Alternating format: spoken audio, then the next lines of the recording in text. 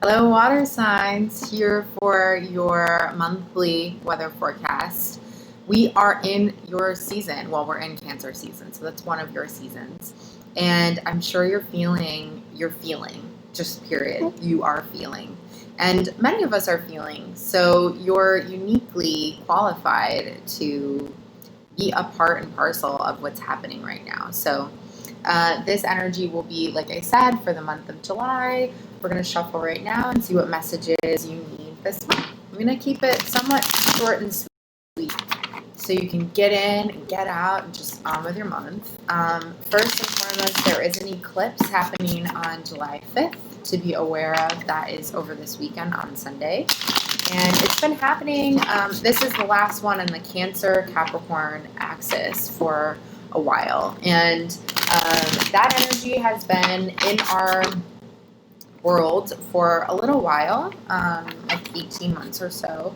So think about how you want to close that out. Think about some things that have happened to you over the course of the last 18 months, 2 years, and what the eclipse is known for. This lunar eclipse on the full moon is known for releasing, and releasing in such a way that might be shocking, might be fast, but really, if you're being honest, it's probably something you've known about for a while, or you've been really anticipating for a while.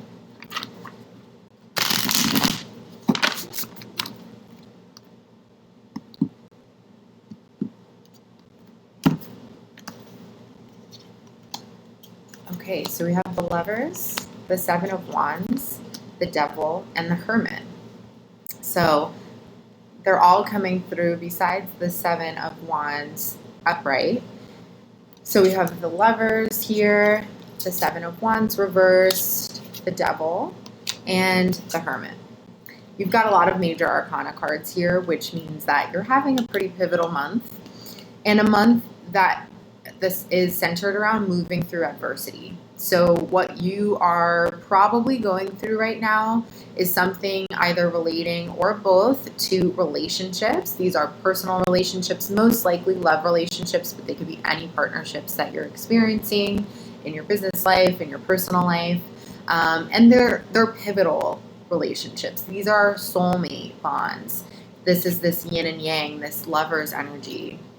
And it means soulmates are meant to push us outside of our comfort zone. They're meant to show us the things that we need to see. And it's not always easy stuff. So this is yin and yang energy. This is push and pull. This is two sides of the same coin. But you're consistently in a situation, and if any of you know and have soulmates out there, it's not necessarily just an easy symbiotic thing all the time. You have to work through numerous different, you're basically seeing the world in different ways. So you need that, of course, in order to be a well-rounded human being, but that is also uncomfortable. But it's coming through upright, which is to say that you've kind of made it through the rain in that regard, and you're actually now in a position where you're being a little bit more focused on yourself. This is the Devil card. This is the card associated with Capricorn, so it's actually quite fitting that we're talking about that with this Capricorn full moon that's upon us. So this is about releasing some of those earthly desires or those vices, if you will, that no longer serve you. This could be very literal, like alcohol, overindulging, greed, power, want for money just for the sake of money, past the point of you being feeling supported. So these are things that you're going to be thinking about as you go about the month, because the energy for the eclipse is not going to just stay on one day. It's probably leading up to it and leading behind it. We're going to have a window of about 3 to, it could even be up to a week of feeling that. And these are things that, like I said, it's not new to you. It's not like all of a sudden it's going to hit you like a coconut on the head, like, oh, I have a substance abuse problem. No, I mean, if that is, God forbid, what you're dealing with, you probably know about it. I mean, you're looking in the mirror every day. Now, whether or not it's something you've denied for a long time, And this could be anything. Like I feel like, let's use greed as an example, or money or something like that. Like, why do I care so deeply about making a certain amount? Do I really need to be that focused on the money aspect of it? Or should I really focus on what I desire from my career and being emotionally fulfilled?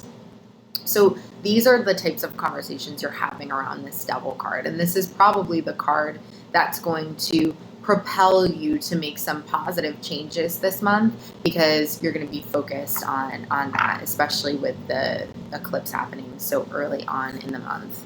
And then you have the Hermit energy, which is sort of the undercurrent, or like what's propelling it as well. So the Hermit card came up actually in our fire reading earlier, and that is, just what it sounds like. We are in a position to hone a skill, do a lot of research, get more perfection around a craft that we are currently working on. So if that's something that is available to you, or you feel called or compelled to research a particular topic or go further in a certain area, this is definitely the time to do it. So you have some time, you are probably practicing socially distant behaviors, you might be inside, you might be experiencing a little bit more alone time, and that's not a place that you hate as a water sign.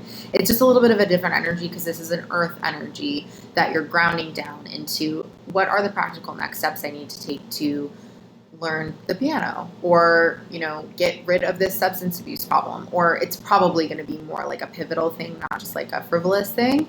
It's maybe getting closer to a spiritual practice, maybe meditating every day or something like that might be useful for you. So I really do feel like you've done some great work in getting